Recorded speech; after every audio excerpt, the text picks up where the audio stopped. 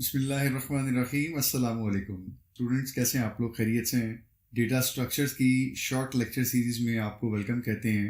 बहुत सारे स्टूडेंट्स ऐसे हैं आप में से जो कल को प्रोग्रामिंग फील्ड में जाना चाहेंगे, चाहे वो वेब हो, एंड्रॉयड हो, डेटा साइंसेस में करियर बनाना चाहेंगे, डेटाबेस एडमिनिस्ट्रेशन में या डेवलपमेंट में जाना चाहेंगे, या फिर कल को हो सकता है आप एमफिल कंप्यूटर साइंसेस में या आप प्रोफेशनल स्टडीज़ को आगे कंटिन्यू करना चाह रहे हो। आपने किसी भी फील्ड में जाना हो, आपने कुछ भी सोचा हो, तो बिलीव मी, डेटा स्ट्रक्चर्स आपके लिए निहायत अहम है। इस सब्जेक्ट को न सिर्फ पास करना बल्कि इस सब्जेक्ट को बहुत अच्छे तरीके से समझना और ये सब्जेक्ट क्या फिलॉसफी देता है ये आपके लिए निहायत अहम है। मैंने देखा है बहुत सारे स्टूडेंट्स जो हैं वो इस लफ्ज़ से, इस सब्जेक्ट से बहुत घबराते हैं और वो क्या करते हैं, बस मुख्तसर सी चीज़ें करके और बस इसको पास करने की कोशिश करते हैं। आप यकीन मानिए, जब वो अपनी प्रोफेशनल लाइफ में जाते हैं तो उनको बहुत से मसाइल का सामना करना पड़ता है। इवन वो अक्सर औकात अपना इंटरव्यू भी क्लियर नहीं कर पाते। तो ये डिसीजन आपका है कि अगर आपने अब अपने इस करंट सेमेस्टर में इस सब्जेक्ट को बहुत अच्छा सा पढ़ना है, एक्सप्लोर करना है और इसके ऊपर ग्रिप लेनी है और अपनी इन डेप्थ अपनी अंडरस्टैंडिंग डेवलप करनी है, ताकि ना कल को इंटरव्यू में बल्कि आप अपनी प्रोफेशनल लाइफ में बहुत अच्छे तरीके से आप इन चीज़ों को कंप्लीट कर पा रहे हों। और या फिर ये है कि कल को आपके लिए बहुत सारे मसाइल होंगे जो ना तो आप चाहते हैं और ना ही मैं चाहता हूँ।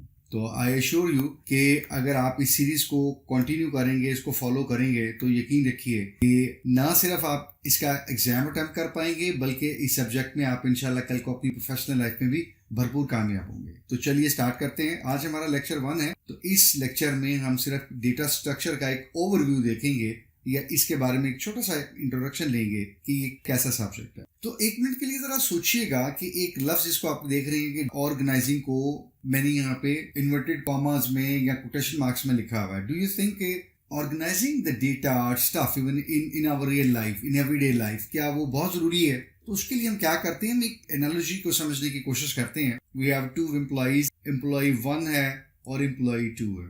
आप देख सकते हैं कि लेफ्ट साइड पे जो एम्प्लॉय 1 है उसका स्टफ सारे का सारा स्कैटर्ड है, अनऑर्गेनाइज्ड है, या आप उसको डिसऑर्गेनाइज कह सकते हैं। On the other hand right side पे जो आपका एम्प्लॉय है, सारी चीजें, stuff, everything is properly organised. तो हमने यहाँ पे कुछ मेजर्स लिए हैं। तो जो पहला हमारा मेजर है वो ये कह रहा है कि आपने अपने स्टफ को ऑर्गेनाइज किया हुआ है। तो एम्प्लॉय 1 की केस में आप देख सकते हैं कि ऐसा बिल्कुल नहीं है। दूसरा हमारा मेजर है कि क्या जो एम्प्लॉय 1 है उस एम्प्लॉई ने जो स्टोरेज चाहिए थी क्या वो स्टोरेज इतनी यूज की हुई है? तो आप देख सकते हैं कि तकरीबन डेटा स्कैटर्ड है, स्पेस बहुत ज्यादा ऑक्यूपाई की हुई है, जबकि शायद उसको इतनी चाहिए ना हो। थर्ड नंबर पे आप अगर देखें तो इसमें से उसको कोई भी फाइल लेनी हो, उस फाइल को अपडेट करना हो, उसमें पड़ा हुआ डेटा को मैनिपुलेट करना हो, तो उसको उस फाइल को प्रोसेस करने में आप अंदाजा कर सकते हैं उसको कितना टाइम लगेगा, उसको कितनी एफर्ट्स लगेंगी। और लास्ट में चौथा जो आपने मेजर लिया हुआ है वो क्या है कि अगर इसमें से कोई फाइल ढूंढनी हो, कोई कस्टमर आ जाता है, इवन उसका बॉस कहता है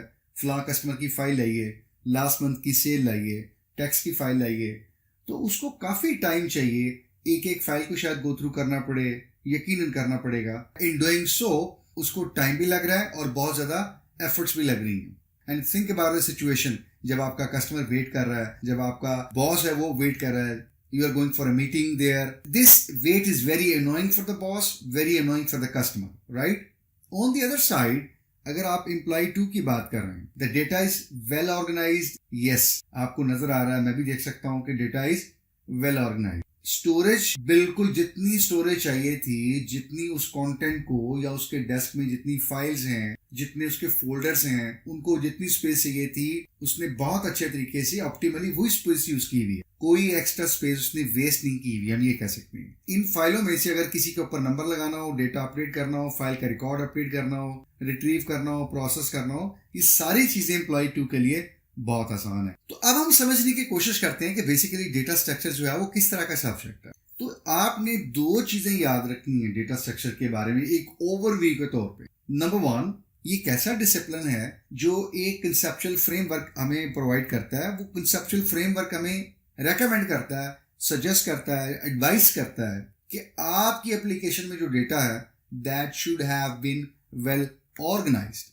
अभी हमने देखा कि डेटा ऑर्गेनाइज नहीं है तो क्या प्रॉब्लम्स हो सकते हैं। No, think of the same analogy in your real life application, in your commercial applications. अगर डेटा स्कैटर्ड है, डेटा डिसऑर्गेनाइज्ड है, तो अब आप अंदाजा कर सकते हैं कि यूजर को लॉग होने में कितना टाइम लगेगा। एक कस्टमर को अपना ऑर्डर प्लेस करने में कितना टाइम लगेगा, आपको अपना बिल डाउनलोड करने में कितना टाइम लगेगा, and you can think of many options. Commercial applications बहुत ज्यादा डेटा होता है, आपको अगर बेहंगम तरीके से उसको स्टोर करते हैं या किसी ऐसी अप्रोच को यूज करते हुए जिसमें डेटा को जो रेफर कर रही हैं वो पॉइंटर्स हैं या रेफरेंसेस हैं, वो आपने इतने बना लिए हुए हैं अननेसेसरीली या अनऑप्टिमाइज्ड। तो एक तो डेटा की स्टोरेज है और एक उन रेफरेंसेस की और पॉइंटर्स की जो कि अननेसेसरी हैं ड्यू टू योर और my unstructured approach. On the overall वो सारे की सारी स्टोरेज जो है वो बहुत ज्यादा बड़ी हो जाएगी। You can think of any commercial application जहां पे डेली बेसिस पे आपके पास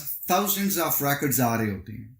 सो ना वो सिर्फ रिकॉर्ड्स हैं बल्कि उनके साथ पॉइंटर्स भी अटैच होंगे, क्योंकि कल को आपने उन डेटा को प्रोसेस करना है, रिट्रीव करना है, रिकॉर्ड्स लेने हैं फॉर वेरियस पर्पसेस। थर्ड, हमने कहा कि हमें अगर डेटा हमारा डिसऑर्गेनाइज्ड हो तो हम स्विफ्टली कोई ऑपरेशन नहीं कर सकते। लाजमी बात है, आपकी एप्लीकेशन में डेली बेसिस पे बहुत सारे प्रोसेस हो रहे होते हैं, ऑपरेशंस हो रहे होते हैं। थिंक बैंक जहाँ पे आप पैसे निकलवा रहे हैं, आपका अकाउंट अपडेट हो रहा है, पैसे आप डिपॉजिट कर रहे हैं, आपकी बैंक से रेमिटेंसेज आ रही हैं, आपकी उस पे से कार्ड की, सर्विसेज की, शॉपिंग की डिडक्शंस हो रही हैं। Think of Draz, think of Amazon.com, eBay, AliExpress, जहाँ पे thousands and hundreds of thousands of customers they are purchasing, are making their purchases every single moment। तो वहाँ क्या हो रहा है, प्रोडक्ट्स का डेटा है, प्राइसेस का डेटा है, ट्रांजैक्शंस का डेटा है, ट्रैकिंग का डेटा, डिलीवरी का डेटा, कस्टमर्स फीडबैक है। So there are huge data जो कि क्या हो रहा है, प्रोसेस हो रहा है। And if the approach is unstructured, approach is not properly optimum कि जो डेटा को प्रोसेस करे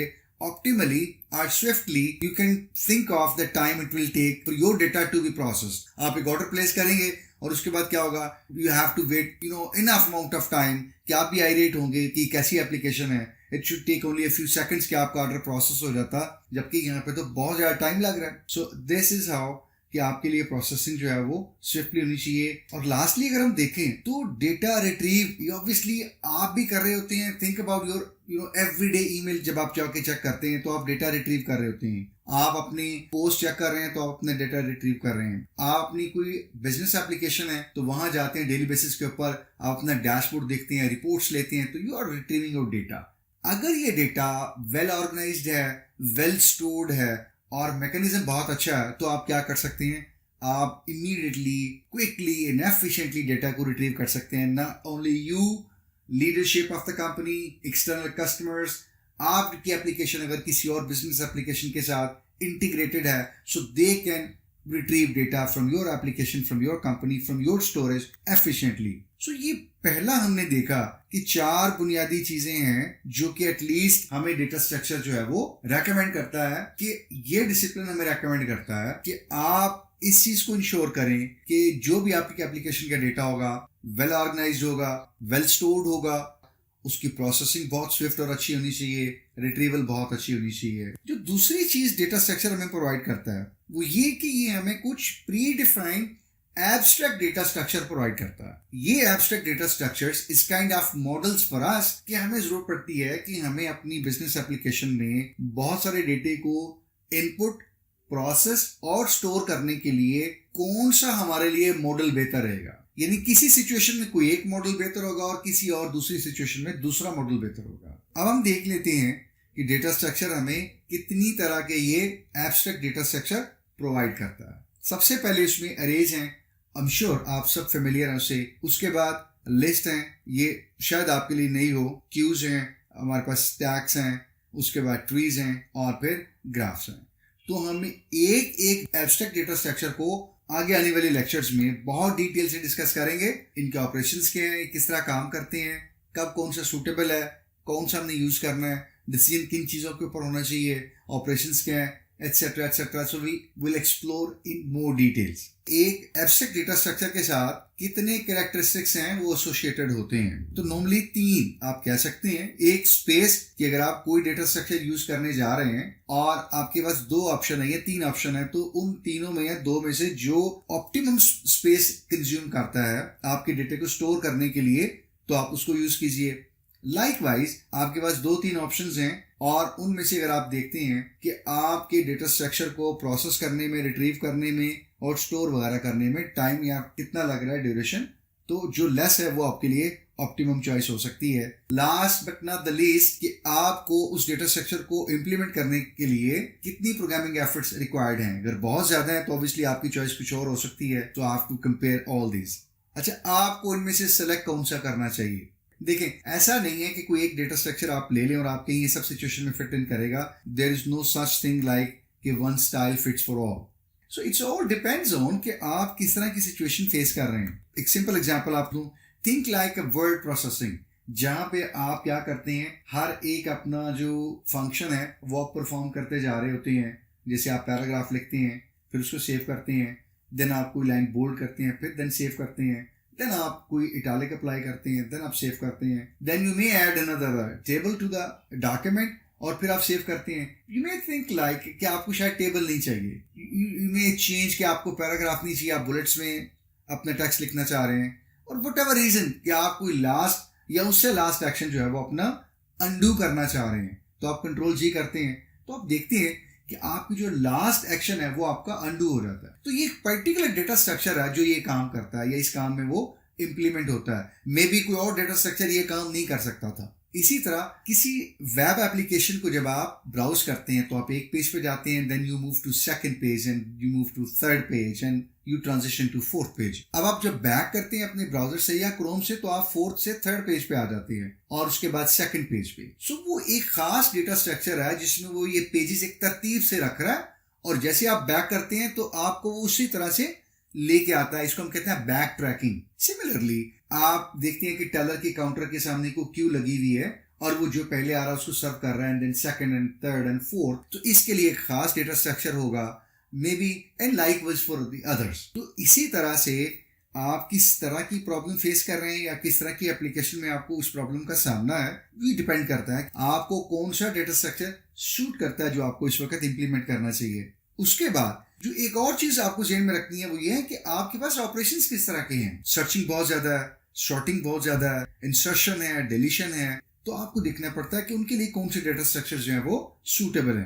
हमने यहाँ कहा कि जी एक कोई पर्टिकुलर डेटा स्ट्रक्चर जो है वो हो सकता है रैंडम एक्सेस के लिए बहुत बेहतर हो, लेकिन उससे डायनेमिक मेमोरी एलोकेट ना हो रही उतनी अच्छी।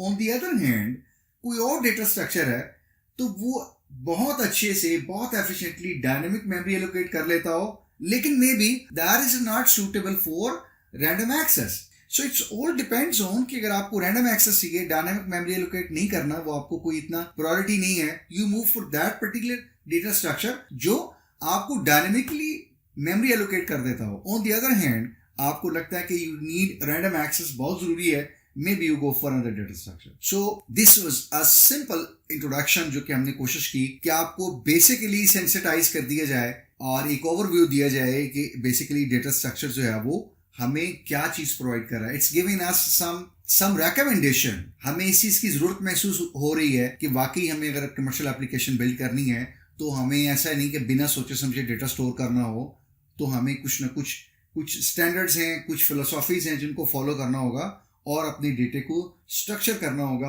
ऑर्गेनाइज करना होगा for better storage, for efficient processing, for swift retrieval, ताकि हमारी एप्लीकेशन स्विफ्ट चले, स्मूथ चले, our user is happy, customers is happy, usability बहुत अच्छी हो, and application is successful. So this was the part 1 of our lecture 1, or we'll connect you inshallah in part 2 of the same lecture. Take care. Allah Hafiz.